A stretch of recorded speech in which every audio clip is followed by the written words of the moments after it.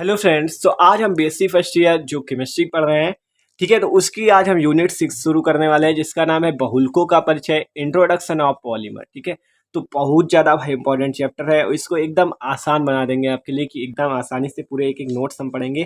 कैसे होता है आपका बहुलक पॉलीमर, होता क्या है, ठीक है, सब कुछ बहुत आसानी से एक लाख। और इसके क्या नाम है, स्रोत के आधार पर इसका वर्गीकरण भी देखेंगे। प्राकृतिक बहुलक क्या होता है आपका, ठीक है, संश्लेषित बहुलक, असंश्लेषित बहुलक, ठीक है, सब कुछ बहुत आसानी से हम पढ़ने वाले हैं। तो प्लीज़ वीडियो को लास्ट तक जरूर देखना, क्योंकि वीडियो हमारा बहुत इंपॉर्टेंट है और ये आपको पूरा बहुलक कंप्लीट करा देगा। ठीक है, तो ये पार्ट 1 वीडियो है। तो चलो देखते हैं बहुलक के परिचय, इंट्रोडक्शन ऑफ पॉलीमर। तो बहुलकों का परिचय में पहली हेडिंग आती है बहुलक पॉलीमर होता क्या है।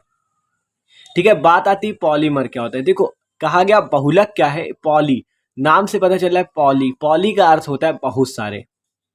ठीक है, पॉली का अर्थ क्या होता है, बहुत सारे। पॉली का क्या अर्थ होता है, बहुत सारे, मतलब बहुत सारे अणु मिलकर जिस अणु का निर्माण करते हैं उसे ही बहुलक कहते हैं। देखो, परिभाषा कह रही है जब बहुत सारे अणु आपस में मिलकर एक, ठीक है, तो जब बहुत सारे अणु आपस में मिलकर एक वृहद अणु अर्थात एक बड़े अणु, मतलब छोटे छोटे अणु मिलकर एक बड़े अणु का जब निर्माण करते हैं, तो इन वृहद अणु, जो ये बड़ा अणु बनता है, उसे ही हम बहुलक पॉलीमर कहते हैं। तो बहुलक आप कह सकते हो एक बड़ी इकाई होती है जो छोटी छोटी इकाइयों से मिलकर बनी होती है। ठीक है, तो जब बहुत सारे अणु आपस में मिलकर एक बहुत बड़ा अणु बनाते हैं, वृहद अणु बनाते हैं, तो इन वृहद अणुओं को ही हम बहुलक कहते हैं। ठीक है, अब आसानी से इसे समझेंगे एग्जांपल से ही, तभी थोड़ा रुको थोड़ा। अब हम जान लेते हैं एकलक के बारे में, मोनोमर क्या होता है। देखो, मोनोमर की बात करें तो जो ये मोनोमर है, यही वो छोटी सी इकाई है जिसके मिलकर आपके बहुलक बनते, पॉलीमर बनते हैं। ठीक है, एकलक से मिलकर ही, मतलब एकलक जोड़ जोड़कर ही पॉलीमर का निर्माण होता है। ठीक है, तो एकलक एकदम छोटी यूनिट है जिससे मिलकर क्या बनता है, बहुलक बनता है, पॉलीमर बनता है। ठीक है, तो एकलक भी देखते क्या है, तो वह छोटा अणु जिससे मिलकर पॉलीमर का निर्माण होता है उसे हम क्या कहते हैं, एकलक कहते हैं, मोनोमर कहते हैं। तो एकलक क्या होता है भाई, जिससे मिलकर, मतलब एक छोटा अणु होता है ये, वह छोटा अणु जिससे मिलकर पॉलीमर का निर्माण होता है। देखो, अगर आप जैसे मोनोमर है, मान लो मोनोमर के एन अणु ले लो, तो उससे क्या बनेगा, पॉलीमर। एन की जगह कोई भी संख्या हो सकती है, 1 2 3 4 डॉट डॉट इनफाइनाइट तक। ठीक है, तो एकलक वह छोटा अणु जिससे मिलकर पॉलीमर का निर्माण होता है, वो क्या कहलाता है, मोनोमर, एकलक। ठीक है, तो और पॉलीमर क्या था, जब बहुत सारे अणु आपस में मिलकर, मतलब कह सकते हो जो इनो, मतलब जो बहुत सारे इनोमर से मिलकर बना होता है, सॉरी, जो बहुत सारे मोनोमर से मिलकर बना होता है उसे पॉलीमर कहते हैं। मोनोमर क्या होता है, एकलक। ठीक है, तो ये बात होगी। अब आगे देखते हैं, आगे थोड़ा देख लेते हैं जैसे एग्जाम्पल इसका। तो देख सकते हो NCH2 डबल बॉन्ड CH2 है आपका, जैसे NCH2 डबल बॉन्ड CH2, इसका नाम ये तो आप जानते हो, CH2 डबल बॉन्ड CH2 क्या है, ये आपका होता है एथिलीन। क्या होता है, एथिलीन नाम होता है इसका, CH2 डबल बॉन्ड CH2 का। ये क्या होता है, एथिलीन होता है, CH2 डबल बॉन्ड CH2 आपका। ठीक है, CH2 डबल बॉन्ड CH2 आपका एथिलीन होता है।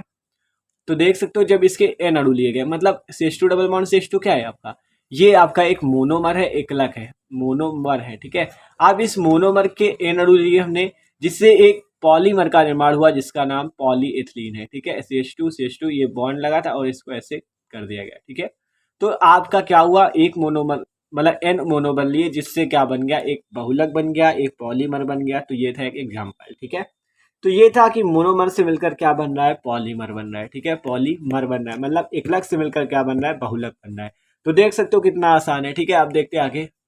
तो देखो, जैसे कि अगर A प्लस ए, मान लो A आपका है, दो अणु, मान लो अगर एक दो मोनोमर हो, मतलब कि अभी तक एक मोनोमर था तो उसे तो एकलक कहाँ दिया गया। अगर मोनोमर दो हो, मान लो मोनोमर को A से मान लिया गया हमने, तो अगर मोनोमर दो है, एक एक दो, ठीक है, तो A, और ऐसे हो जाएगा N की जगह, जैसे अभी इसमें था NCH2 लिया था, तो क्या हो गया था, यहाँ पे ऐसे करके ऐसे हो गया CH2 और इसकी यहाँ पे n लग गया। ठीक है, तो उसी प्रकार यहाँ पे क्या हुआ, ए प्लस ए 2 बन गया, जिससे कहेंगे अगर दो है तो क्या कहेंगे, द्विलक।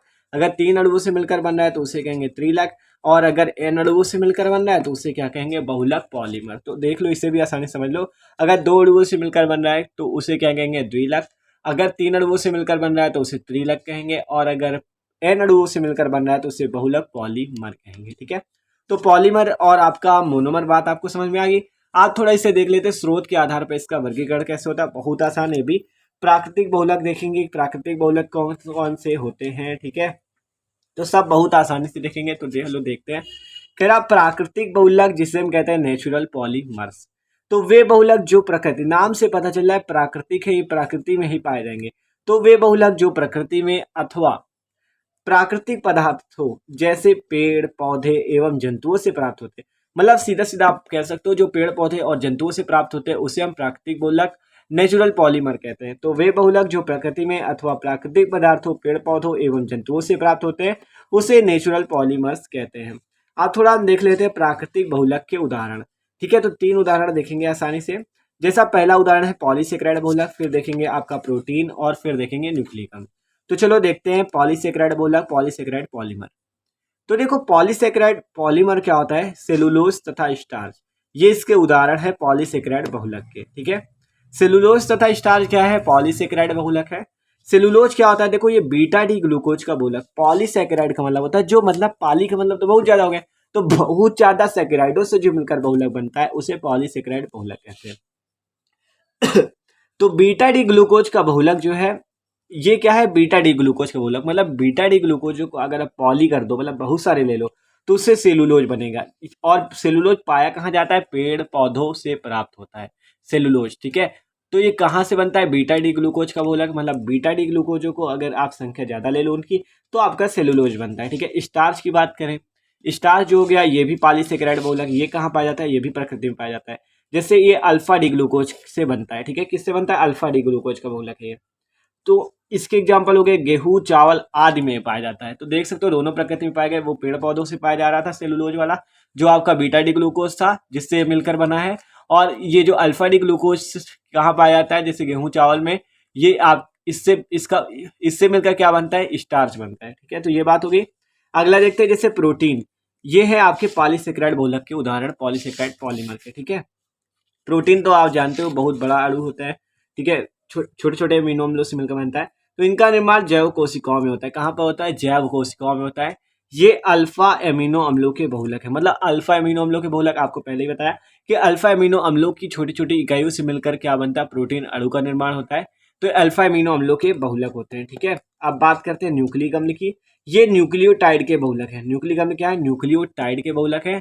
इसमें क्षार शर्करा व फास्फेट इकाई होती है। हम पूरा देख चुके हैं इसके पहले वाले लेक्चर्स में कि डीएनए और आरएनए पूरा हम उधर पढ़ चुके हैं। ठीक है, कार्बोहाइड्रेट का रसायन, chemistry of carbohydrates, chemistry of protein, सब आसानी से पढ़ चुके हैं ना। तो देखो न्यूक्लिक अम्ल क्या होता है, ये न्यूक्लियोटाइड के बहुलक होते हैं। इनमें क्षार शर्करा व फास्फेट इकाई होती है। और एग्जाम्पल हो गया आपका डीएनए और आरएनए। डीएनए आरएनए में नाइट्रोजनी क्षार होता है, शर्करा होती है और फास्फेट इकाई होती है। ठीक है, H3PO4। तो वो सब हम आसानी से देख चुके हैं। आपने देखा तो भाई प्लीज वीडियो जाके देख लो क्योंकि वीडियो बहुत इंपॉर्टेंट थी। आप देखते हैं संश्लेषित बहुलक के बारे में। संश्लेषित बहुलक क्या होते हैं, तो वे बहुलक जो कृत्रिम विधियों द्वारा संश्लेषित, मतलब जो कृत्रिम विधियों द्वारा पाए जाते हैं, जो संश्लेषित किए जाते हैं उन्हें संश्लेषित बहुलक कहते हैं। जैसे एग्जाम्पल के तौर पर कृत्रिम रबड़ हो गई, पॉलीथीन हो गई, पीवीसी मतलब पॉलीवाइनिल क्लोराइड हो गई, ये आपका पॉलीवाइनिल क्लोराइड का फॉर्मूला भी है CH2CHCl, ये आपका बॉन्ड लगा है N। ठीक है, तो देख सकते हो जैसे नाइलान हो गया, बैकेलाइट हो गई। ठीक है, तो ये सब क्या है, संश्लेषित बहुलक है। आप देखते हैं अर्ध संश्लेषित बहुलक के बारे में।